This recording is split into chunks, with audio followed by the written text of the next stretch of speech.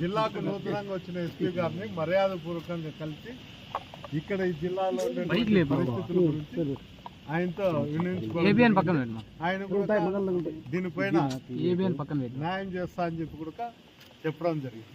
CM కూడా కాదు, after all municipal councillor. నేను కంప్లైంట్ చేయడం కాదు, జిల్లాలో పరిస్థితులు ఇట్లున్నాయని విన్నవించడం జరిగింది. మిమ్మల్ని తాడిపత్రికి పోతే మీ తాడిపత్రికి పొద్దున పోలీసులు మళ్ళీ ఇక్కడ తీసుకొచ్చారు మిమ్మల్ని ఎందుకని?